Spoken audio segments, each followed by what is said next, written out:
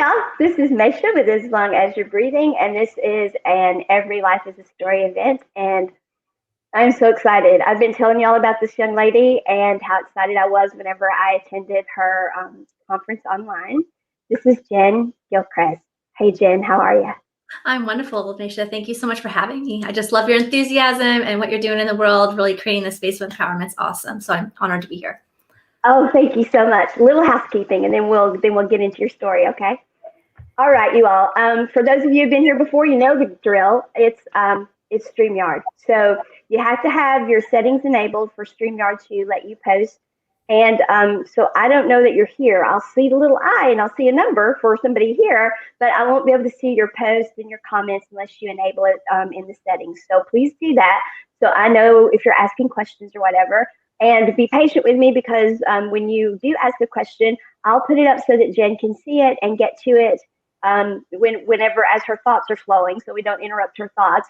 But absolutely, I want you all to ask questions. I know Jen wants you to ask questions, and I will certainly acknowledge you if I see you. If I don't see you, it's because you've not enabled StreamYard, so I'm not ignoring anyone because I certainly know there is so much content out there in Facebook that I'm grateful anytime that you come to As Long As You're Breathing. I would not ignore anyone on purpose. So, and for those of you who are watching us on replay, I'm absolutely just as glad to have you. Please do a hashtag replay so that I know that you were here. And if you have questions, message us. We'll get back to you. We want to answer you just as much as we do those who are here live. And with the housekeeping out of the way, I'm just going to let Jen just start and tell you all about herself and what she does. And whether you're a business person, whether you're becoming spiritually awakened, whether you want to know what that means, or whether you're one of my chronic pain and visible illness people, you are at the right place today because this young lady, she's pretty much for everyone. So Jen Gilchrist. Thank you so much. I love to start, just since you all are new to me, I'd like to just share just a smidgen about my story, what brought me to where I am today. And I also think you might find yourself or kind of relate to some of this as well as I share a bit of what brought me to really being super inspired to support other people, to really know their power and to realize that you can truly consciously create whatever it is you desire and you're meant to experience life in all its fullness. So I love my life. I like to say it's a spiritual retreat. And what I mean by that is that I consider meditation and Zumba and creativity and massages and all those things a part of my everyday workday. It's something that it hasn't always been this way. For about 6 years in a row, I felt blessed to have spent 2 weeks in Kona, Hawaii, celebrating my birthday, swimming eye to eye with hundreds of dolphins. And I really believe that it's this balance of divinity and action that has sustained my life and really built my success. Mm-hmm. Definitely not always as aligned and peaceful, right? By the age of 30, I was on the hamster wheel of society's version of success. Mm-hmm. I was successful on the outside. I had bought a 3-bedroom home on my own. I was a single mom by the age of 20. Built a 6-figure career doing hair and makeup and specializing in bridal parties. And so on the outside, everything was like, wow, I got it going on. But I was also wearing all the hats. I was running to soccer, trying to manage the house, trying to, do it all. And while I prided myself on it, I felt extremely exhausted. Like I just felt like I was this never-ending cycle of to-dos. And I didn't know how to manage stress at that time. I didn't know how to manage it. So my go-to was wine and chocolate, pretty much. And so about 12 years ago now, 11 or 12 years ago now, my life literally did come to a crashing halt. I was at a friend's birthday party and I was celebrating her birthday and had a couple glasses of wine. Next thing you know, on my way home, and I ended up rolling my car, flipping it twice, and ending up in a ditch. And yes, this was sort of a big wake-up call, right? Yeah. I felt really ashamed. I felt really scared. It's like I knew that, being frazzled and, pretty much just always with my mind spinning and using, wine, drinking as a way to calm my nerves, that couldn't be what I continued to do. But I didn't know how to do life different.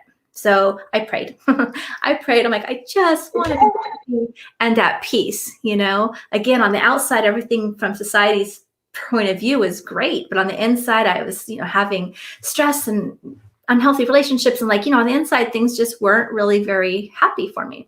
And so I prayed, and my grandfather came to me in a dream. Wow. Well, yeah, the first time he died when I was 10, and I never really got to see him in a dream in this way, and it was very real. And I remember during this time, it's like he reminded something to me, like he woke something up in my heart and my body and my soul, that there was actually more to me than just this body, right? He reminded me that there was spiritual support, that he was there, and God and angels, and there's all this spiritual support there waiting to guide me. I just needed to allow that help to be there and know that it was there. And I remember waking up with this incredible sense of peace and hope in my heart. It's like I didn't know all the answers. I didn't know how it was going to work out, but I just felt this overall sense of comfort that I knew that it was going to be okay. Yeah, and that's a great feeling. Yeah, that it's going to be okay. We get to that when it's we really don't know how to explain it to other people, because they're like, okay, you've got chaos on your hands, but you're so calm, and all we can say is, the universe has got us, or God's got us, or it's going to be okay, and that is a great feeling. exactly. Yeah, it was really shortly after that. It was like my intuition just kind of blasted open. I pretty much read every self-help book you could possibly imagine. I took all kinds of spiritual classes and meditation, and at this point I didn't even know what the word highly sensitive meant, or what really about intuition. I thought maybe some people could have it. I don't know. I really didn't give it a thought, right? And I didn't realize that a lot of my overwhelm was actually because I was highly sensitive and empathic, and I was really absorbing all the client energy that I was working with and touching all day long, right? Yeah. And so I ended up going to, I was awakened. So now I have my spiritual awakening. I was like, well, this is so exciting. Hearing my grandparents talk to me now, I could have that conscious conversation and seeing angels. And I went to my first psychic reading, and I wasn't even sure if I really, at this point, I believed in psychics, but I'd never been to a reading, and she had told me that I would be doing what she was doing in like 5 years. And I'm like, what? No way. I'm barely hearing my grandparents. I couldn't imagine how that would be, but she was correct. Within 4 years, I started my first iteration of my business called Divine Spark Within, because I had gone on this spiritual quest, and I knew, oh my gosh, I want other people to know that they don't have to walk around with this dark cloud over their head, right? They have the power to change these things. I remember just feeling so inspired and empowered, and wanting everyone to know that they don't have to stay stuck in a circumstance that they don't want to anymore, right? And so I got really good on that. It didn't work, right? It didn't take off very well. Because of a couple of things. First off, I was completely in the spiritual closet. I was raised in a family that, had their conservative religious beliefs that just didn't really support this awakening process that had happened, right? It's not something I sought after. I just prayed for help, and it came in, and it happened, and yeah, it scared them, right? And I couldn't imagine how I was going to explain this to them, or to my hair clients, or to my wedding professional friends. I built this big name for myself in my town, and I'm like, oh my gosh, there's no way. This is like, can't even do it, right? So I compartmentalized these two parts of my life. And so because of that, it didn't really take off. And the other reason was I was super afraid of public speaking, like so shy that I did not even want to join a networking group for 2 years to say my name. I didn't want to any oral reports in high school. I got my teachers to let me do it before or after school. I convinced them to. And it was like this lifelong fear of being super shy and afraid to share who I really was really keeping me hidden, right? It wasn't allowing clients. Right. Yeah. Okay. That's one. You being shy, that doesn't jihad at all, because you don't come across a bit shy. But I do understand. We do overcome those things, and we do eventually get to where we can speak in front of others. And I do know how you did that, and others are going to be very interested. But I do understand also not wanting to tell other people, because you're just not sure how they're going to take it. There was schizophrenia in my family. And so, yeah, telling people I've got angels I'm talking to, or I'm hearing clairaudience, or I wasn't at all comfortable doing that. So I understand that totally too. And and when you said spiritually awakening, because some people don't, so there may be people listening for the first time. So maybe tell just a little bit exactly what that means, just a little bit. You don't have to get a whole lot into it. Yeah, no, that's great. Because I think at the time I wouldn't have used that word either. So that's really great. You know, I think when it comes to us, you know, there's points in life, maybe you've heard the term dark night of the soul, or, you know, it's at a certain point, whether it comes through a divorce. In my case, it came through a car accident and unhealthy relationships. For others, it might come through health crisis, right? But there comes a point in your life where everything just sort of crashes and hits that proverbial rock bottom, you know, and everything just sort of crumbles up and you kind of hit that surrender point. For me, it was like, okay, that proverbial surrender of like, okay, I can't do this life like this anymore, but I don't know how to do it different, right? And it's that point that you start to open up and let go of the control of what you're trying to keep and hold on to, right? That really isn't working for you and really isn't your higher good. And so it usually kind of comes in an abrupt way the first time for most people.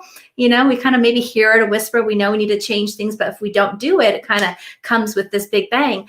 And that's really where it kind of cracks us open and has an opportunity, right? It's not guaranteed, but there's an opportunity if we choose to do something differently, right? To open up and desire and decide that we want something better for ourselves. And I feel like that's when the awakening begins to happen, when you start to realize that you are not victim to your life circumstances, right? You are a part of it. And you also have that power and support to change any circumstance that you have when we allow ourselves to see and do things in a new way, right? And I think that that's the basis of where an awakening can begin for people.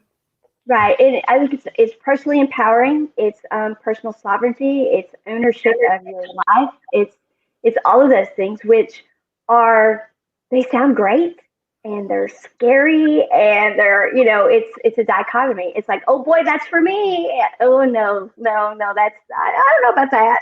And yet that's for me. And I don't know about that. And so, and then you put on top of that, when it is spiritual awakening, especially if you're, you know, I'm in Mississippi, okay? I mean, you know, we're talking Bible Belt. I was raised in Southern Illinois. We're talking Bible Belt, you know. So you start talking, you know, spiritual awakening, and you know, you say channeling, and they're like, what?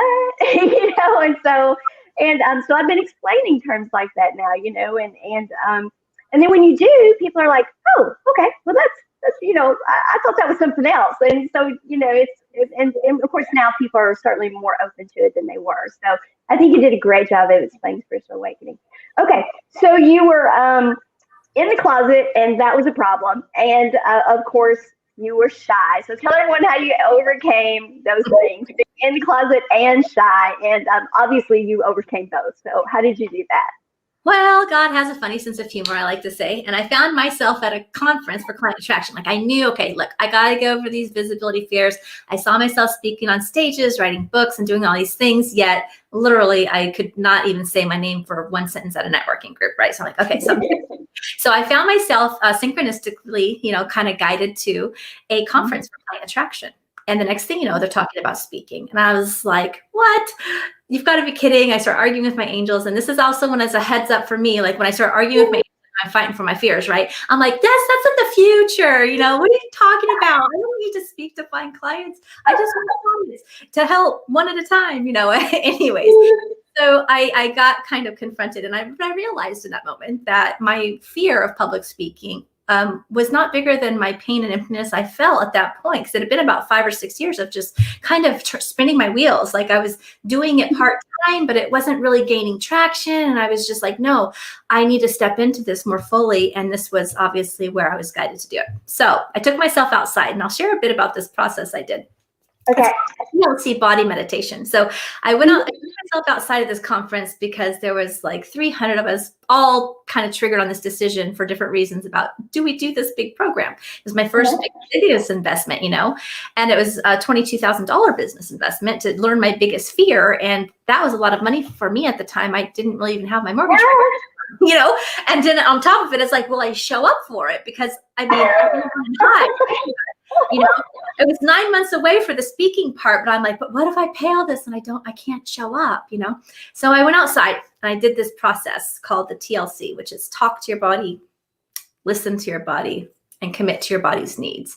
And it's in that process, I have learned how to discern the difference between what fear feels like, right? Because our miracles, our dreams, our joys, our purpose is all on the other side of fear. Mhm. outside our comfort zone. Usually we have to grow through that, right? Or what an out of alignment decision is, like where I'm being guided, like, no, that's not the right decision. But they can feel the same at first. So I got honest with myself, and I realized that when I'm aligned with my soul's voice, my intuition, I don't allow fear to stop me. And so I figured out that was my next step. And so I felt that pain and fear, and I just said, you know what, I'm going to do it anyways. And I took the leap of faith, and I joined the program, and now I am here today, here all these years later, being able to share my message, empowering others to step into their life and dreams that are waiting for them, just for them to answer the call, really, for themselves. Yeah. Well, that is an inspiring story, which is when I started Every Life is a Story, I was transitioning out of just covering chronic pain and invisible illness. And the reason I was doing it was because so many with chronic pain and invisible illness isolate themselves just in that world. And I wanted them to see that if we wanted people to understand us and what was going on with us, we had to start connecting with people outside of that world. And to do that, we needed to be inspired by people outside of that world to see that there are things happening that are big and painful and hard outside of what's going on with us.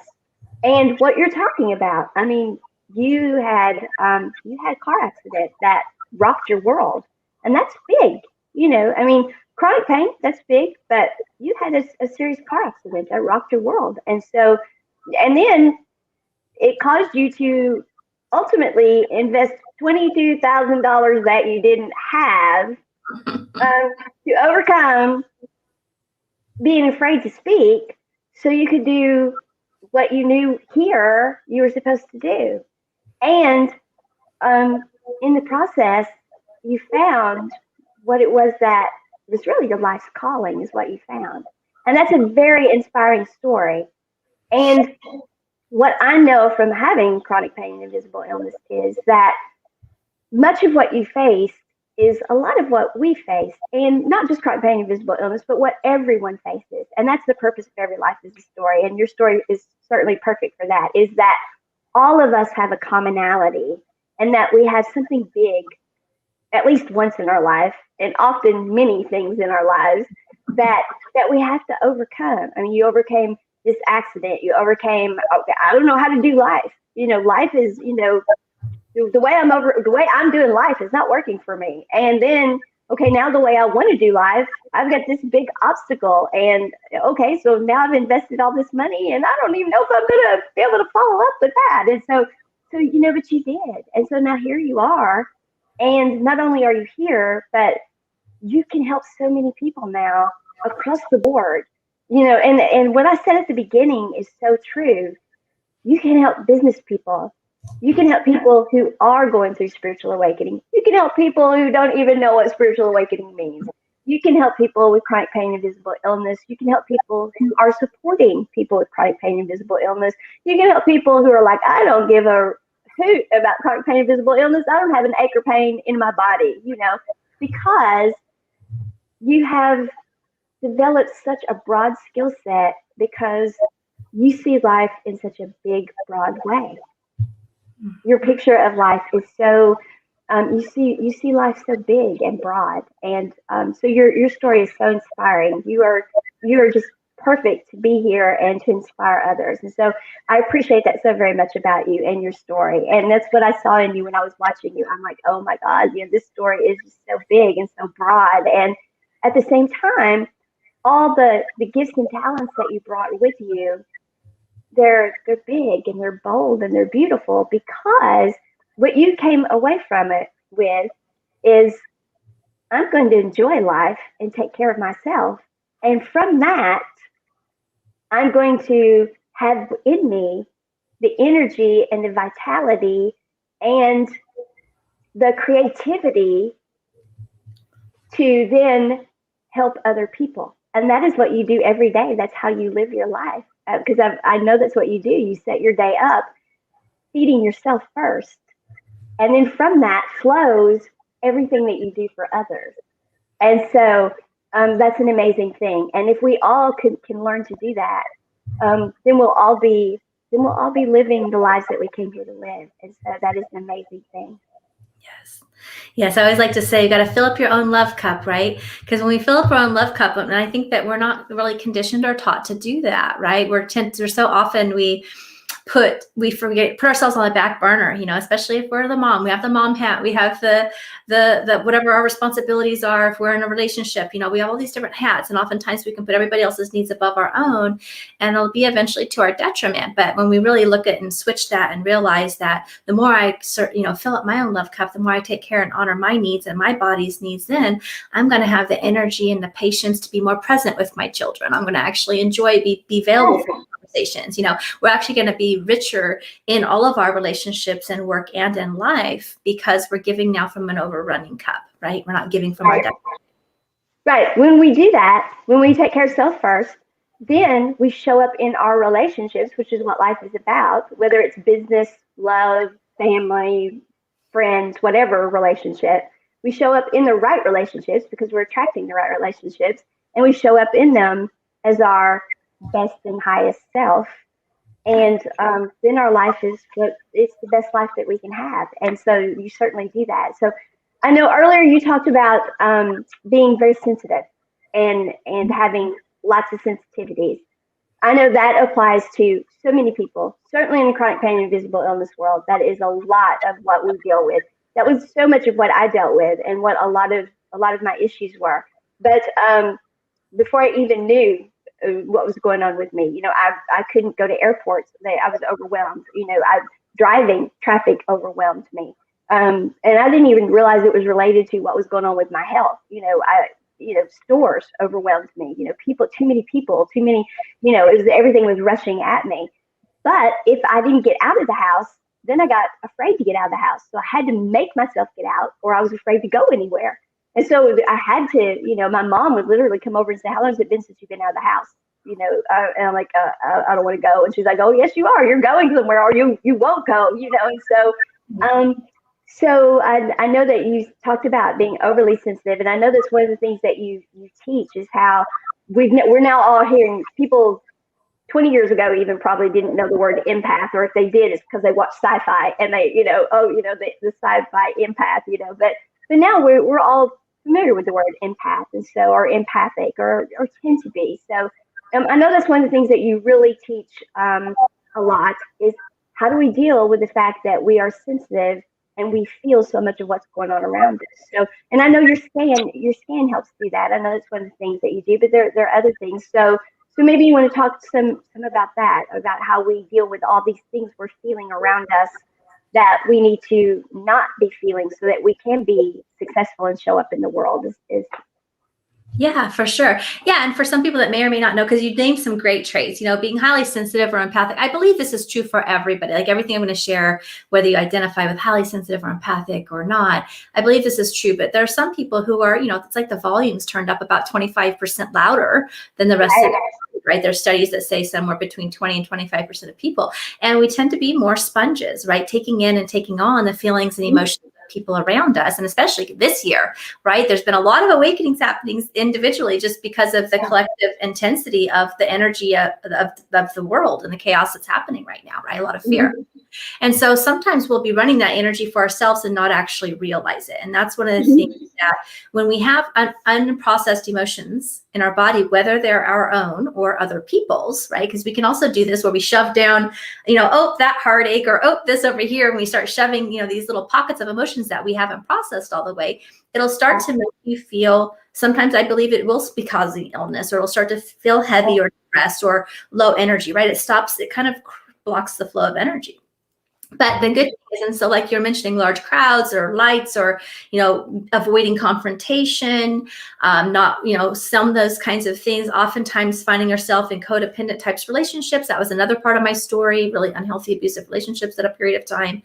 All of these things are kind of typical ways that you might recognize and go, does that make sense for me? Is that something that I've done? It's kind of like a common coping mechanism, I would say, for highly sensitive without tools. And so on the flip side, though, there is a gift. I just always like to mention there's gift and shadow, because sometimes people say, man, I'm just too sensitive. I'm doomed. How am I going to change this? But the reality is, with the proper tools and support, and I'll give you guys a couple of those today, you can really start to have it be super empowered, right? The powered parts of this is that you have a super big heart. You're very compassionate, creative, intuitive. It may not realize you're intuitive, but you often are, right? Because you're able to feel how other people are feeling, right? You're able to often be a great listener, a loyal friend. People will trust you and probably spill their life story to you because they feel that sense of non-judgment and compassion coming from you. But it really is important to have that alone time and time to recharge, and that time to kind of create some separation. So one of the things I like to share is that, the first step is always awareness, right? Pretty much with anything, you have to have that awareness and willingness to change, right? Being aware, though, of like certain situations, right? Have you ever felt so overwhelmed that you just want to close all the curtains, veg out to Netflix, pour a bottle of wine or whatever it is, because you just can't assuage the overwhelm, right? That's what's happening. My first conscious experience of having a client where this happened to me with conscious awareness was that I was shampooing. It was like out of the blue, I was shampooing my client's hair, and all of a sudden I had this piercing migraine headache, and I never got headaches ever. And I was like, whoa, this just came out of the blue. I was finishing up. We walk over to my station, and she goes, wow, you've got magic fingers. I have had a migraine for 3 days, and you shampooed my hair and it was gone. And I was like, wow, I took that on from somebody else. So I feel like sometimes a lot of the pain can also be not even always ours to be carrying, right? And so, but we may not have that awareness. So that was an interesting aha for me. I was like, oh, I was already kind of aware at this point, taking some classes, learning meditation. So I think that one activity that's really important is taking the time, being in nature, ground meditation, learning some meditation tools or journaling practices will change your life, really, to allow a way and a space to process these emotions that are coming out, and to actually begin to also decipher what's yours and what's somebody else's, right? Because we don't know if we just keep pushing it down and then we try to cope over it by disconnecting from our body even more fully or numbing in some way. Absolutely. Yeah, I think we are a chronically ungrounded society, and unfortunately. And so I'm big on grounding and centering and meditation. I think I talked for like 6 weeks in a row every day just about on meditation. So grounding, centering, meditating. And so I absolutely agree with what you're saying. And so, yeah, go on. No, yeah, that's perfect. No, I'm just like, yay, I love hearing that, because it is getting more, like you said, who it is now, the world now versus talking about meditation even 10 years ago, right? It's a different story. So, yes. Yeah. So I have this exercise I talked to you guys about, and it's very simple. And it's a simple way, especially for people that say, I can't meditate because, the monkey mind. I was one of those people who swore I'd never be able to slow it down, but I did, and you can too. But it's simple, and I like the acronym TLC, right? Because it does mean talk to your body, listen to your body, and commit to your body's needs. And is there a question? Okay, I didn't know if you had a question. Oops. So when you practice things like this TLC body meditation I'm going to share, I'll walk you through it. The powerful thing is that you can start to recognize that small, still voice, right? That intuition in your body really is always trying to give us signals. And, it'll start out as little ache and pain, but then eventually when the energy, if it's ignored, will get more and more intense, right? Or more stuck. And I believe in some cases could cause illness. So it's important to acknowledge that. And when we send that body that acknowledgement and love, just in that moment, it starts to begin to shift away. Right? It can very much shift away. And when we start to have this, like we want to be in kindred relationship with our bodies, right? When we start to create that real, we're our best friends, because we can kind of at a certain point, especially I would think with chronic pain, but also with other things, like if you've gained weight and you don't like your body, or you feel, something that we're judging ourselves, right? Sometimes we can make our body the bad guy and we're not in union with it. But when we get back in union with our body, which meditation practices can really help you do, that is when you can start really making some healing and some change very, very quickly. And how I use this actually to create what I like to create in my life, and also to let go of the things that I want to let go of, right? Old stuffed emotions that may have been stuck there for a really long time. So let's go ahead and close our eyes if you're able to. And begin to just close your eyes for a moment, and you can just place your hand on your heart if you'd like to just start to bring your attention awareness right here to your body. And just start to focus your energy and attention on your breath as you take a deep breath in. And exhale.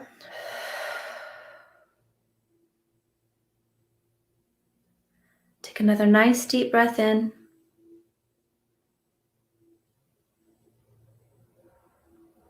And exhale. I think this style of meditation is an embodied practice. So I think it's good to be sitting up if you can, feet on the floor. You can do it laying down, but I find we stay more present and aware when we're sitting up. And you just really connect with that breath first, right? If you start to just acknowledge the rise and fall of your chest and place your attention and awareness there, you're starting to call all of your energy, all of your, yourself out of the future, right? And not worrying about to-dos. You want to call your energy right here. Our energy can sometimes be in the past and we don't realize it, right? When we're worrying or replaying a conversation or thinking, oh, I should have done this differently, right? But all those things is really not being present, but your body's always present. So just focusing on your breath initially is really powerful. And then from there, I like to just notice, you might even just tap your feet on the ground a little bit and just kind of wiggle your toes and start to make that a connection with your feet, that connection with the earth. Really feeling and allowing and recognizing that earth is supporting you below your feet, welcoming that energy. And from your body, you can also start to expand your awareness, right? You can also start to open up and really expand that awareness to the universe around you, to God, to source, whatever spiritual support you have. If you'd like, you can open up to that awareness in this present moment as well.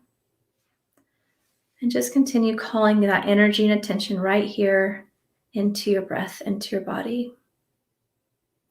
And now I like to ask, so talk, right? You want to center a little bit, get grounded, and slow your mind down. And then you can just talk to your body. So ask. So if you have a particular ailment, right, you can use this in different ways. If you have a particular ache or pain, that's a great place to start. So when you start to slow your body down, your body's now talking to you, right, through pain. So if you have a place of pain, you can place your awareness there, or your hands are natural healers. You can even place your hands there if it's comfortable.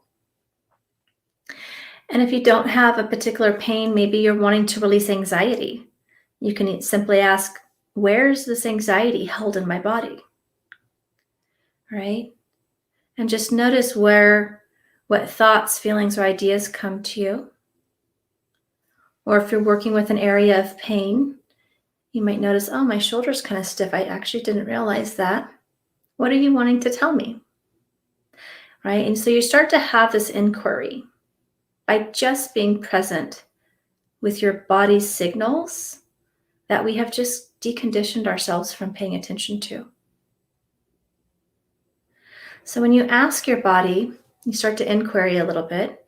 I always like to ask with the intention of feeling better, right? So if you're feeling anxious, maybe you want to say, where's this anxiety in my body? You might feel your your stomach or your solar plexus. And you'll say, okay, well, what can I do to bring in more peace or calm? If you're feeling a pain, you can say, well, what can I do to bring more healing? And to bring my body into healing naturally, right? And perhaps it will be guiding you to somewhere else. We'll get to that in a second. But just noticing and asking, what can I do to feel better? What can I do to be in alignment, essentially, with what you want to experience instead?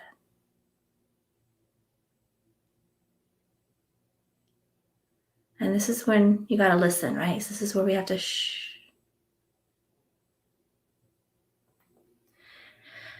And just begin to open our awareness to what thoughts or ideas or visions might come to you. Maybe it's, oh, suddenly you're thirsty, right? Maybe it's, oh, you're feeling, I need to be taking a walk, right?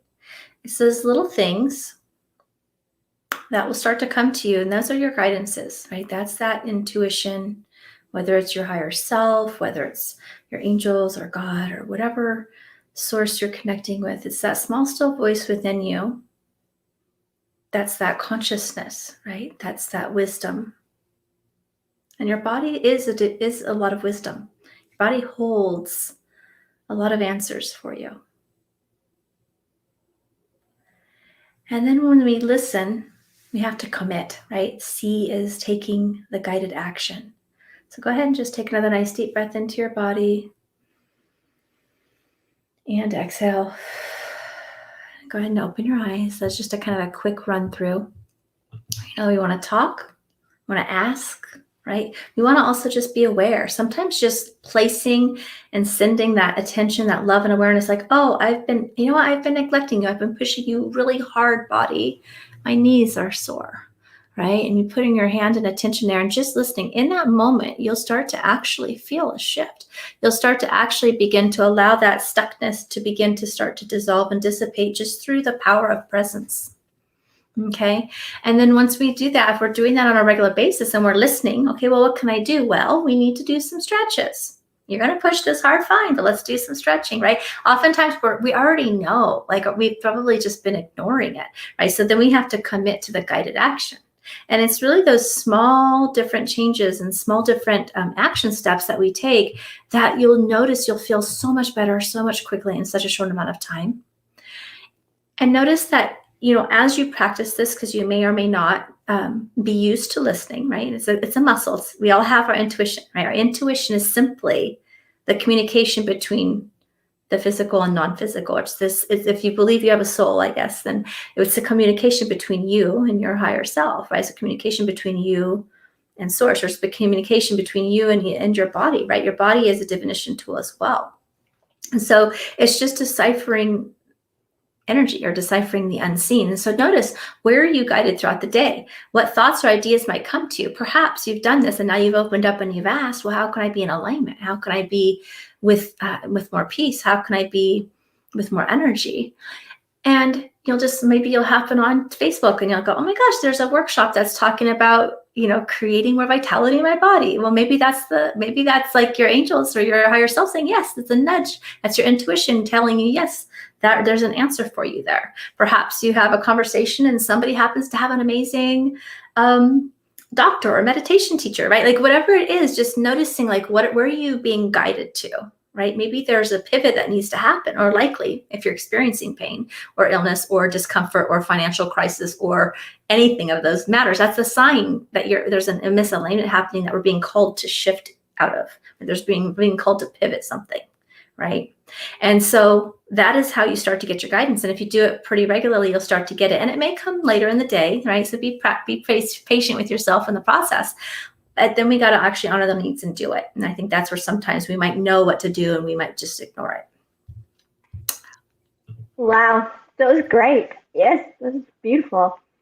And I love that the shifts and pivots you talked about were just practical everyday stuff. I mean, there's a workshop. Wow, that workshop fits what I'm needing. And, some people would call that coincidence. I call it synchronicity. I call it that's there because there are no coincidences, and so I think what you're talking about is just everyday stuff. It's not out there. It's just paying attention. That was beautiful. So yeah. Sometimes, we just don't pay attention. We live in a busy society. Our minds are on a lot of things. And, a lot of times our energy is way out in the future. And that's not what we're going to hear and connect with our intuition, right? If we're worrying about the future, we've got our to-do list and our energy is just always slightly trying to keep up with the hamster wheel, right? Which I think kind of society's version of normal is. But mine used to be, certainly. It doesn't really, right? Or it can also be in the past when we're mourning and we're stuck in a process that we haven't allowed ourselves to fully heal from, right? Or judging ourselves or another.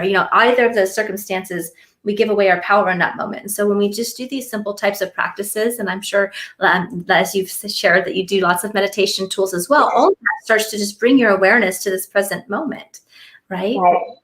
Yeah, and it often is just such simple things. It's not. We tend to overcomplicate life. We do. We think that decisions are harder than they are. We think that they're bigger things than they are. We overthink them. We overanalyze them, or don't put any thought into them, and just, we tend to be people of extremes instead of balance, that type thing. And not being critical. I'm talking to self. When I say we, I mean we. I do it too. And so certainly, usually I'm talking about me and not other people, definitely. So I say that a lot. I'm like, okay, I'm talking about me here. So, but yeah. When I give readings, I'm always getting the messages for me too. So it's always that way. Yes. So. Right. And that's what I've done now for years. I've gone online one way or the other, written word or this way, and talked about, okay, this is what I've done. So, don't do what I've done. Okay. learn not to do this. Okay. So, but yeah, that was a beautiful meditation and a simple one. It is an easy one to do because it's not one that requires you. Kind of the name of the series started out being meditation doesn't mean you have to sit for an hour and go That was how this series started out, and it got so long that the title was so long I had to finally just change it. I just couldn't, it was like, okay, I thought I was going to do this a day or two, not for weeks. Yeah. I love that too, because like at work sometimes, I would be so busy. When I was working in the salon, it was like so many people and so much demand energy that I would just be exhausted. You just take yourself in the bathroom, or maybe you're at a big family gathering, right? And you get a little overwhelmed. Take a minute, you can go find a quiet corner and just sit there for a few minutes and do that meditation in real time so that you can shift your experience for the rest of that afternoon or evening, right? So that's what I love, is you can really do it very quickly in that way as well, for sure. That will help. Right. And those were the things with Every Life is a Story that I started saying from the beginning, because I used to do a lot of shorts with it as well. If we didn't have a story that day, I would tell people any time of the day, didn't have to be top of the hour, bottom of the hour, any time of the day, didn't have to be Monday. If you found that your life wasn't going the way you wanted, it was your life, your story, just stop right then and start, take a deep breath and start writing it your way. As long as we were breathing, we weren't out of ink, so. And that's basically the same thing. Is just stop and shift. And so, but I wasn't giving people tools to do it. I was just telling them we could do it. And so as it's been a journey for me finding. I knew we could, but I didn't have the tools for it. I wasn't grounded. I wasn't centered. I wasn't doing those things. People would tell me, you really need to start doing meditation. And I'm like, I can breathe. I breathe all the time. This whole thing about breathing just did not make sense to me. And now it's like, as long as you're breathing, I wrote a song last year. The reason that it's called As Long as You're Breathing is we were going to lead a group of people to Africa before COVID. And so the song was As Long as You're Breathing, Keep Living. And that was the theme song for the people to go to Africa, chronic pain, visible illness people to go to Africa. And then I just wrote a song for a class on Saturday, and it's With Every Breath I Take. So now breathing has become like everything that I write about now seems to be about breathing. So it's become a theme. But I didn't have that tool, being grounding and centered. And I didn't even realize until the end of last year, until I was almost like a year into it. And I'm doing all this meditation, to be better myself. And then one day it's like hits me. I'm like, oh my God, I was chronically for years, maybe most of my life, not grounded and centered. And that was so much of what was wrong with me. And it was from emotional traumas and, stuff like everybody has happened to them. I'm not any different than anyone else. My life wasn't Brady Bunch, and everyone I talked to, theirs wasn't either. And so, but that's when I started talking about it. I'm like, my mom and I were walking at this place called Garden of the Gods, and I grabbed my phone and I did a live, and I'm like, guess what? I guess what I found out, I was not grounded and centered most of my life. And, and I just went, because when you were doing the meditation, I'm like, okay, so what does I need to know? Because that's usually what I ask. It's like, okay, what do I need to know right now? And they're like, okay, what's going on with your throat chakra? Because you're not being you. You're like really sedate. And I'm like, what? I'm not sedate. Like yes, you are. You're being really sedate. I'm like, no, I'm not. But I guess I was being kind of sedate. So they're like, okay, your throat chakra is like really tight. So funny. Yeah, I love that. That's what I usually ask in one of my prompts as well in the morning. It's like, first of all, I always like to invite that spiritual connection and invite my higher self and, invite that, just consciously set that intention to have that intuition working for you. And I love to work with my angels as well. And it's like, okay, so what next step can I take? Like, just help me align to the higher path and purpose today, or how can I be of service? How can I, what is it that I need to know? And those types of questions, what message does my soul have for me today? Like those questions right there will start giving you pretty much all the answers you need. It's like, then you start to get the little breadcrumbs, pouring out to you through one little nudging synchronistic step at a time. And before you know it, your whole life can change within, 3 months, 6 months. You look back and go, wow, that's like a whole different world. It is. And it's about being open. It is about being open to it. And as I was telling you before the show, so much of why I do in the realm that I'm doing now is because I was so close to it before. I cringe at the fact that I was, snake oil peddlers. I don't know how many times I used that term, and until I needed those snake oil peddlers because I couldn't take so many medications anymore, and so. And now I see it also differently because it's what has really turned my health around so much and has enabled me to do what I'm doing now. But what I found is and what I love about what you do is in the beginning when you were talking about what your lifestyle is and how you start your day and what you're journaling and you consider your life a spiritual retreat. That is how I have to live my life. I love what I do, and I'm so glad that I have the life that I have to be able to do it. But I do what I do because it's how I'm as well as I am now, And so it's a gift and a privilege and an honor, but at the same time, it's also my healing and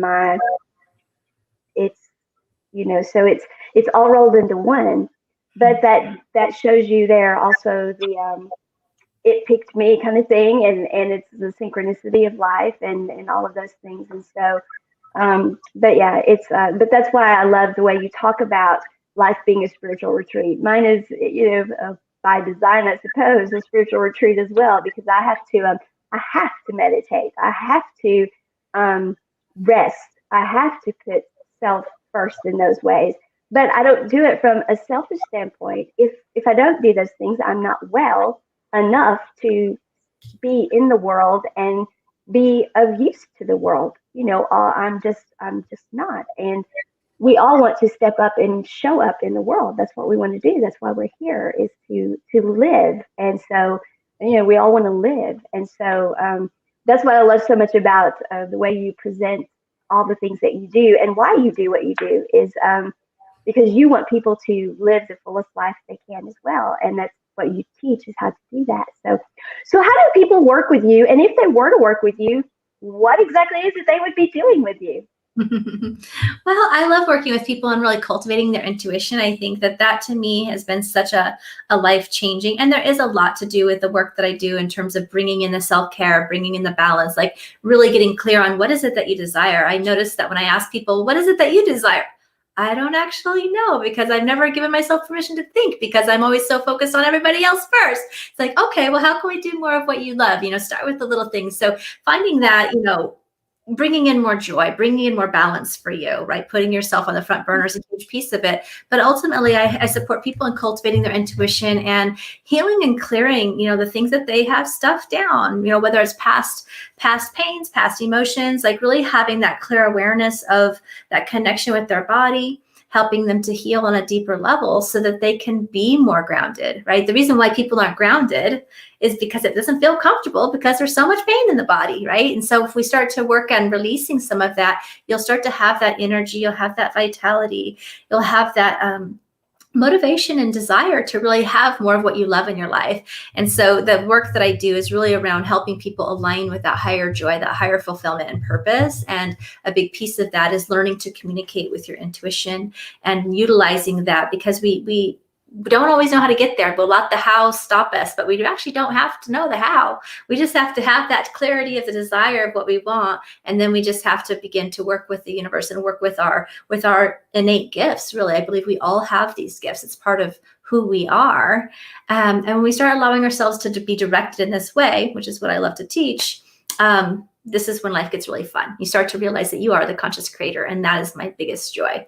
And so I do have, some programs that I teach and I as well, but I also have a lot of free things that I like to start people with. So you can get a chance to know who I am. I've got a free Facebook group called Soul Inspired Leaders Collective, where I do a lot of meditations and clearings and different types of topics in there to support people and really going through their spiritual awakening. Or usually they've gone through their awakening and now they're on the other side going, okay, now what?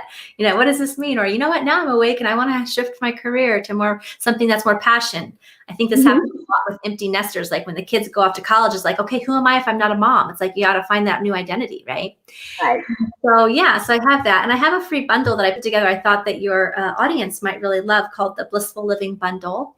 And so it's a free gift that you can check out if this interests you. And I guide you through a little bit longer version of the TLC. I have a angel training video, so how to communicate with your angels and how you work with your intuition. So for day one of my 4-day series I did recently, I decided to include that day one because it's such a powerful turning point for people to start to recognize that how to work with their intuition and how to work with their guides and how to be intuitively and soul led. It's just the most empowering thing you can do. So I have that free gift for you guys, as well as some tools around looking at what is it what might overwhelm you. Sometimes I feel like as empaths and sensitives, there's a little activity that I love to share with people about how to get clear, like what is it that actually is triggering? Because awareness is always the first step, right? We tend to avoid and numb and just ignore until it gets so bad. But this tool will actually help you look at, well, what is working for me, what is not, and what's a more empowered choice instead. And that in and of itself is a really powerful journaling process that I have all bundled in a great package for you guys as well. So thank you so much. I will definitely get the information about your Facebook page up and the free gift out there for everyone. I will definitely do that. And you said so much of the things that I talk about all the time. I'm constantly saying that we are a chronically distracted people as well, because we are distracted by everyday life all the time. And while we are distracted by work and all the things pulling at us, we're saying, I just want to get home so I can focus on me. Then we get home and focusing on me isn't exactly comfortable because of the things we find there. And so we distract ourselves some more instead of focusing on me. And that's why I talk so much about meditation. And I'm always saying there's nothing wrong with some entertainment. Entertainment is fine. But whenever we use it to the point of it's not entertainment anymore, but we're actually just distracting ourselves, then we need to focus on getting within ourselves and identifying what triggered us, going back to some other type of distraction. We ran to another type of distraction. What triggered that? And so these tools I think will be great, because that is the goal, is going within and finding ourselves and finding what it is that all day long we were really wanting to get to, but then we got home and something caused us to run the other way. And what was that? And so thank you so much, because I really believe we do that. We run from ourselves. That's the very thing we want to find, we run from. And so that's wonderful. Yeah. You said so many things there, though, that I'm just like, yeah, I agree with all of that. And so that's what I love so much about your conference. Not that you said everything that I believe in, because you said a lot of things too that I'd never heard of before too. And I'm like, oh wow, that was great. And so I wrote those down too. And so I'm like, you said so many things, and I think it was a 4-day, 5-day, I don't know, it was a long, because you added extra stuff too. You had bonus days, and then like a week later you did another one, and a week, so you just kept adding bonus days. And so you get so much out of the things you do as well. But so absolutely. And another thing you kept saying is frequently today, you said it, and you said it before too, about how we have as sensitives, or things keep getting turned up. And of course, with people with chronic pain and invisible illness, our fight and flight mechanism is turned on. And so many of these tools that you're talking about help us learn ways to either dial that back, or if we can't, of course, we really can't turn it off because it's an automatic thing that the body needs. But definitely we can learn to dial that down. And so for the large chronic pain and invisible illness audience that this will go out to as well, that will be an important thing for them. So thank you for that audience, because I know they will benefit from that. So thank you very much for that too. Yes. Yeah. Energetic mastery and understanding that is huge, huge light bulb moment, game changer for sure. So very happy to be sharing. Yeah. And of course, connecting with angels. That is huge. Yeah, because that was one of the big things. I did want to thank you for that as well. One of the big takeaways I got from your conference was the meditation you did about when you did all the different multidimensional ways that we can connect and how you can recognize what's going on. Because I understood those, but because of your meditation, I recognized which areas, and so that was an amazing meditation. So thank you for that. So for all the people who are listening and want to know, we just scratched the surface today of what Jen does. She does Akashic Records. You do a lot of stuff that we just barely scratched the surface of, and so do want people to check out everything that you do, and it's just she does amazing work.